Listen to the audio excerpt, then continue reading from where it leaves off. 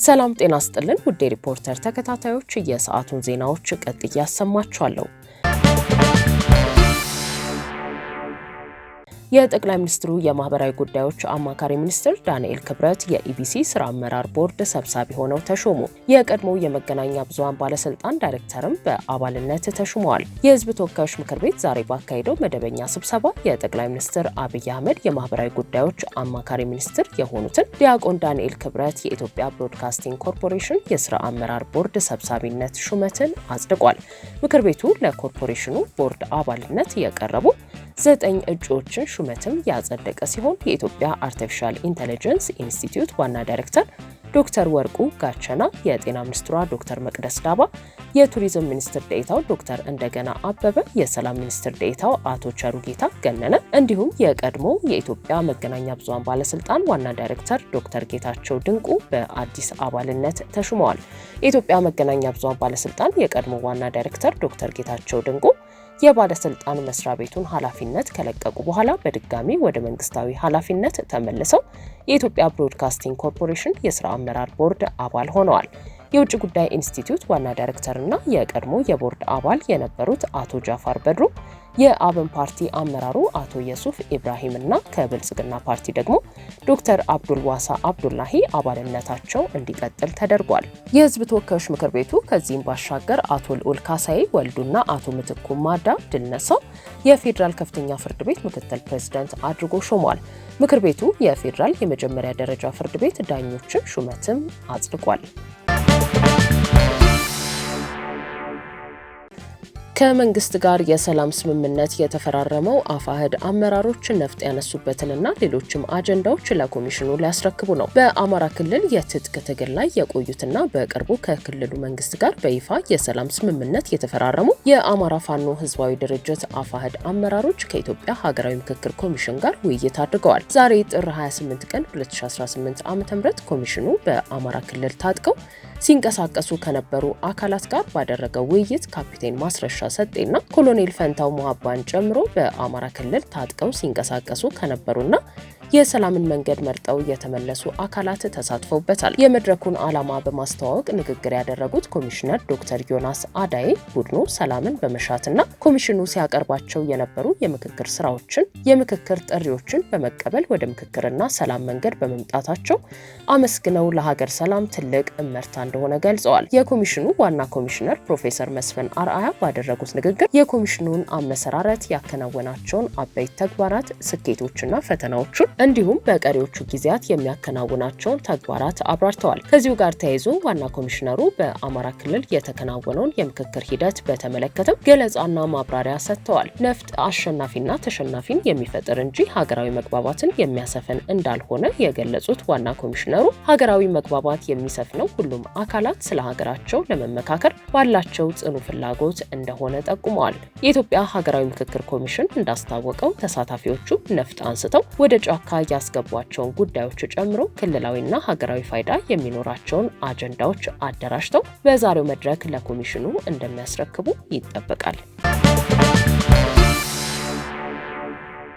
በትግራይ ኃይሎችና በነጻ መሬት ታጣቂዎች መካከል ግጭት መቀስቀሱን የቀድሞ የአካባቢው ባለስልጣን ተናገሩ። በትግራይ ኃይሎችና በአፋርና ደቡብ ትግራይ አዋሳኝ አካባቢዎች የሚንቀሳቀሱና ራሳቸውን የነጻ መሬት ታጣቂዎች ብለው በሚጠሩት ታጣቂ ኃይሎች መካከል ግጭት መቀስቀሱን የቀድሞ የአላማጣ ከንቲባና በአሁኑ ወቅት የታጣቂ ኃይሉ የፖለቲካ ክንፍ አባል የሆኑት አቶ ዝናቡ ደስታ ለሪፖርተር ተናግረዋል። ባለፉት 5 ቀናት በደቡብ ትግራይ ዞን አካባቢዎች በራያ ጨርጨር፣ ወጀራት እንዲሁም በደጋማዎቹ የራያ አካባቢዎች ግጭት እንዳለ ጠቁመው ትግራይን ከአፋር ጋር በሚያዋስኑት አካባቢዎች ላይ የሰፈሩ የነጻ መሬት ታጣቂዎች እንዲሁም የልዩ ኃይል አባላት ላይም በትግራይ ኃይሎች በኩል ትንኮሳ እየተደረገ ነው ብለዋል። ግጭቱ የተቀሰቀሰው የትግራይ ኃይሎች ከጸለምት አካባቢ መውጣታቸው የጊዜያዊ አስተዳደሩ ፕሬዝዳንት ሌተናል ጀነራል ታደሰ ወረደ በተናገሩ ማግስት ነው ያሉት አቶ ዝናቡ ግጭቱን ተከትሎም በርካታ ነዋሪዎች መፈናቀላቸውን በመግለጽ እንደሚከተለው አብራርተዋል።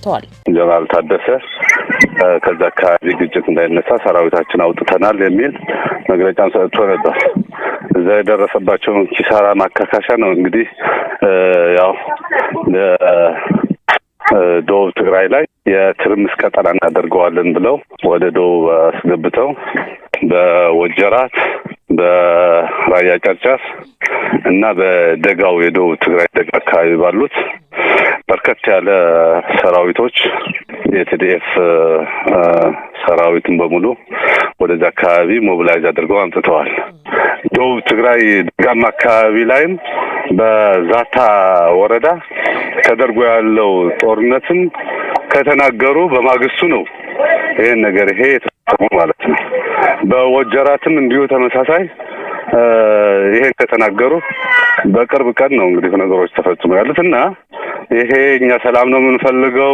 በባህሪው ይሄ ቡድን ይሄ ሰላም ፈላጊ አይደለም እና በሶስቱም አካባቢ ከ5-6 ቀን የሚሆን የጦርነት ትንኮሳ አድርጎ ያው የትግራይ ሰላም ኃይሉም ራሱን ከመከላከል አንጻር በመከላከል ስራ እየሰራ ቆይቷል እና በወጀራትም በደጋው የትግራይ የደቡብ ትግራይ አካባቢም በጨርጨር ራያ ጨርጨር አካባቢም እንዲሁ በሶስቱም አካባቢ ሰፋ ያለ ትንኮሳዎች ያደረገ ቆይቷል። ስፔሲፊካሊ ወደ ራያ ጨርጨር አፋር አዋሳኝ የሆኑት አካባቢዎች ጋር ያይዘን ያለው ወረዳ የሚባለው ጋር ያይዘን ካየነው ደግሞ ተከታታይ 4 ቀናት የተለያዩ ትንኮሳ እየተደረገ እዛው አካባቢ ያለው የሰላም ኃይልም እዛው አካባቢ ያለው የአፋር ልዩ ኃይልም ላይም የተለያየ ትንኮሳ እየተደረገ ቆይቷል። በተለይ ከትናንትና በስቲያ አለ የሌለ ኃይሉን በሙሉ ተጠቅሞ የትንኮሳ ስራ ሰርቷል። በእርግጥ በአሁኑ ሰዓት ማዶና ማዶ ሆነ የመፋጠጥ ስራ አለ። እዛ አካባቢ ያለው ማህበረሰብ ምን ያህል ጉዳት ደርሶበታል ሲቪሉ ጋር ነው የምልሽ። ይሄን ነው ብለህ ለማወቅ አሁን አትቻልም። ምክንያቱም እነሱ ነው ያሉበት የወረዳው የዛው አካባቢ ያለው የጦር አውድማ ወይ ደግሞ የጦርነት አውድማ ሆኗል። በአሁኑ ሰዓት እንደዚህ ለመናገር አይቻልም። በመፈናቀል ደረጃ ግን በተለይ እዛ ሸቃይ ከተማ እዛ አዲስ አበባ አካባቢ ያለው ህብረተሰብ በሙሉ ተፈናቅሎ ወደ ጨርጨርና ወደ ባላ እንዲሄድ ተገድዷል። የአፋርም እንዲሁ እዛ የራያ ጨርጨር አካባቢዎች ካሉት የገጠር ከተማዎች እና የወረዳው ህዝብም ያለው ህዝብ ነዋሪ እዛ ያለው በሙሉ ወደ ካለዋን ተፈናቅሎ ሂዷል ማለት ነው። በተለይ ዲቢና ሸቃይ ከተማና ያለው የምትባለው እሷ ከተማዋ ራሷ ተፈናቅሎ ወደ ካልዋን ነው ሂዶ ያለው። በመፈናቀል ደረጃ እዚህ አይነት ደረጃ ነው ያለው።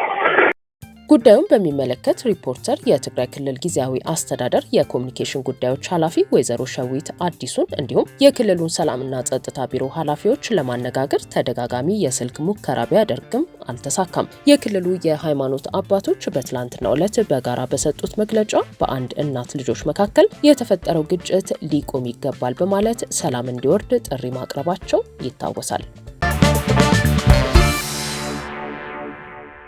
ለኡጋንዳ አየር መንገድ ጊዜያዊ ዋና ስራ አስፈጻሚ ለመሆን እንደታጩ የተነገረላቸው ኢትዮጵያዊው ግርማ ዋቄ ከሀገሪቱ ፕሬዝዳንት ጋር ተገናኙ። በኢትዮጵያ አየር መንገድ ውስጥ ለረጅም ዓመታት በተለያዩ ኃላፊነቶች በማገልገል የሚታወቁትና የአየር መንገዱ የቀድሞ ዋና ስራ አስፈጻሚ እንዲሁም አየር መንገዱ የዕድሜ ዘመን ተሸላሚ ያደረጋቸው አቶ ግርማ ዋቄ ከኡጋንዳው ፕሬዝዳንት ዩዌሪ ሙሴቬኒ ጋር ተገናኝተዋል። የኡጋንዳው ፕሬዝዳንት በይፋዊ የማህበራዊ ትስስር ገጻቸው ላይ ባጋሩት አጭር ጽሑፍ የኢትዮጵያ አየር መንገድ የቀድሞ ዋና ስራ አስፈጻሚ የሆኑትን አቶ ግርማ ዋቄና የኡጋንዳ ማህበረሰብ ስራ ፈጣሪ ሆነውን ሮበርት ካቴራ በጋራ በቤተ መንግስት ተቀብለው ማነጋገራቸውን አስታውቀዋል። ፕሬዝዳንት ሙሴቬኒ ከአቶ ግርማ ዋቄ ጋር በነበራቸው ውይይት በአጠቃላይ የአየር ትራንስፖርት ዘርፍን የሚመለከትና በሌሎች ጉዳዮች ላይ ማተኮራቸውን ከመግለጽ ባለፈ ዝርዝር መረጃ አላሰራጩም። ይሁን እንጂ ከሰሞኑ የኡጋንዳ ብሔራዊ አየር መንገድ የቀድሞውን የኢትዮጵያ አየር መንገድ ዋና ስራ አስፈጻሚና በኢትዮጵያ አየር መንገድ ውስጥ ለረጅም ዓመታት በተለያዩ ኃላፊነቶች በማገልገል በዘርፉ አንጋፋ የሆኑት አቶ ግርማ ዋቄ የኡጋንዳ አየር መንገድን ለመምራት እጩ ሆነዋል ተብሏል። መቀመጫውን ኡጋንዳ ውስጥ ያደረገው ዘ ናይል ፖስት የተሰኘ የመረጃ ምንጭ የሀገሪቱ ፕሬዝዳንት ዩዌሪ ሙሴቬኒ የኡጋንዳ አየር መንገድ ኃላፊዋ ከስራቸው መልቀቃቸውን ተከትሎ የቀድሞ የኢትዮጵያ አየር መንገድ ዋና ስራ አስፈጻሚ ለመተካት ማቀዳቸውን ዘግቦ የነበረ ሲሆን በጉዳዩ ላይ በቀጥታ ይፋዊ መረጃ ባይሰጥም የአሁኑ የፕሬዝዳንት ሙሴቬኒና ግርማ ዋቄ ግንኙነት ፍንጭ ሰጪ ስለመሆኑ ተጠቁሟል። የኡጋንዳ አየር መንገድ ዋና ስራ አስፈጻሚ የነበሩት ጄኒፈር ባሙታርኪ በፕሬዝዳንት ሙሴቬኒ ግፊት ከስልጣናቸው መነሳታቸውን ለጉዳዩ ቅርበት ካላቸው አካላት ሰምቻለሁ ያለው ዘገባው ፕሬዝዳንቱ ኢትዮጵያዊውን የአቪዬሽን ባለሙያ ለመቅጠርም አቅደዋል ሲል አስታውቋል። ዘ ናይል ፖስት ሙሴቬኒ ከአቶ ግርማ ጋር ከተገናኙ በኋላ ባወጣው ዘገባም ቢሆን የኡጋንዳው አየር መንገድ ቋሚ ዋና ስራ አስፈጻሚ ለመቅጠር ማስታወቂያ ያወጣ ሲሆን አቶ ግርማ ዋቄ የአየር መንገዱ ጊዜያዊ ዋና ስራ አስፈጻሚ አሊያም ከፍተኛ አማካሪ ሆነው በቀጣዩ ሳምንት በይፋ ሊሾሙ እንደሚችሉ ገልጿል። የኡጋንዳው ፕሬዝዳንት ሙሴቬኒ በብሔራዊ አየር መንገዱ የመልካም አስተዳደር ጉድለት ላይ ምርመራ እንዲደረግ ባለፈው ወር ትዕዛዝ ካስተላለፉ በኋላ በከፍተኛ ደረጃ የአመራር መዋቅር ለውጥ ለማድረግ ጥረት እያደረጉ ነው የተባለ ሲሆን ይህ ውሳኔ በኡጋንዳ አየር መንገድ ላይ ሰፊ የአመራር ለውጥ ለመደረጉ ማሳያ የተደረገ ሲሆን ፕሬዝዳንቱ አየር መንገዱ የውስጥ ተግዳሮቶችን ተሻግሮ ለረጅም ጊዜ አትራፊና ዘላቂ እንዲሆን ለማድረግ የሚያስችል የአመራር መዋቅር ለመፍጠር ፍላጎት እንዳላቸው ተነግሯል። አየር መንገዱ የንግድና ስልታዊ አቅሙን ተጠቅሞ ውጤታማ እንዲሆን ለማድረግ ከውስጥ አለመግባባትና ከፖለቲካዊ ጣልቃ ገብነት ነፃ ሆኖ የሚሰራ የአመራር ቡድን እንዲኖር ሙሴቬኒ ይፈልጋሉም ተብሏል። ተሰናባቿ የኡጋንዳ አየር መንገድ ዋና ስራ አስፈጻሚ ጄኒፈር ባሙታሩኬ እንደ አውሮፓውያኑ አቆጣጠር በ2024 በሀገሪቱ ፓርላማ የትምህርት ደረጃና ሰነዶቻቸው ላይ ጥያቄ ተነስቶባቸው ከፍተኛ የህዝብ ክርክር ተከስቶ የነበረ ቢሆንም የኡጋንዳ አየር መንገድን እስካሁኑ ውሳኔ ድረስ ሲመሩ ቆይተዋል። አቶ ግርማ ዋቄ እንደ አውሮፓውያኑ አቆጣጠር ከ2004 እስከ 2011 የኢትዮጵያ አየር መንገድን በዋና ስራ አስፈጻሚነት ሲመሩ የነበሩትና ከፈረንጆቹ 2022 ጀምሮ በሌተናል ጀነራል ይልማ መርዳሳ በ2023 እስከሚተኩ ድረስ የኢትዮጵያ አየር መንገድ የስራ አመራር ቦርድ ሰብሳቢ ሆነው አገልግለዋል። ውድ የሪፖርተር ተከታታዮች የሰዓቱ ዜናዎቻችን እነዚህ ነበሩ። ስላደመጣችሁን ከልብ እናመሰግናለን።